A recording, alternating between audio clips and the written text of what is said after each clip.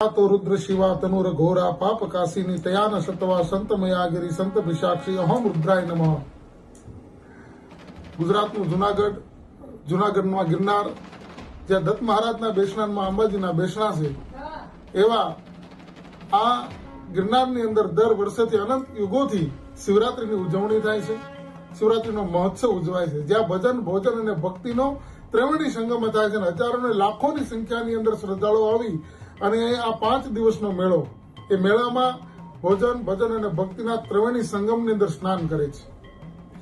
આમ તો દર વખતે શિવરાત્રી ઉજવાય છે, પણ ગયા વખતે આપણા ગુજરાત સરકારમાંથી હર્ષભાઈ સંઘવી સાહેબ અને બધા જ જયારે સંગઠનના લોકો ગઈ શિવરાત્રીમાં આવ્યા, ત્યારે પરમ પૂજ્ય અમારા ગુરુદેવ શ્રી હરિગીરીજી મહારાજ તેમજ અમારા ગિરનાર મંડળના અધ્યક્ષ અને સંત શિરોમણી એવા પૂજ્ય ઇન્દ્રભારતી બાપુ અમારી બધાની હાજરીમાં ગયા વખતે એમને એવું કહેલું કે આવો સરસ ઉત્સવ છે શિવોત્સવ, તો આવતા વર્ષે આપણે કંઈક આમાં વિશેષ કરીશું। અને એ એમને જે વચન આપીને ગયેલા વચન પાડી અને આ વખતે જે શિવરાત્રીનો મેળો થવા જઈ રહ્યો છે એ મિની કુંભ તરીકે ઓળખાશે। કારણ કે કુંભની જેમ જ અહીંયા જે ત્રિવેણી સંગમનું સ્નાન તો છે જ, ભજન, ભોજન અને ભક્તિનું સાથે સાથે મુર્ગીકુંડની અંદર જે સ્નાન થાય છે એ પણ ખૂબ દિવ્ય અને અલૌકિક સ્નાન છે, જેનો મહિમા અપરંગ પાર છે એવું કહેવાય છે। ખુદ મહાદેવ અખિલ બ્રહ્માંડનો માલિક એમાં સ્નાન કરવા આવે છે।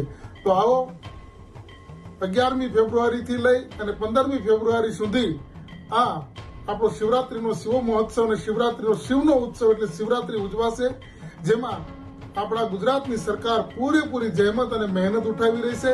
સાથે મળી અને આ વર્ષનો જે શિવરાત્રીનો મેળો છે વિશેષ પ્રકારે શિવોત્સવ બની રહે એ માટે સાધુ સંતો અને રાજસત્તા સાથે મળી અને તમામ શ્રદ્ધાળુઓ માટે વિશેષ પ્રકારની કાર્યક્રમો અને વિશેષ પ્રકારની સુવિધાઓનું નિર્માણ કરી આવનારા ભક્તો છે એ ભક્તિમાં તરબોળ થઈ જાય એ પ્રકારની એક સુંદર વ્યવસ્થા કરવા જઈ રહ્યા છે। તો આવો જુનાગઢ ગરવા ગિરનારની તળેટીમાં આપ બધાનું હાર્દિક સ્વાગત છે।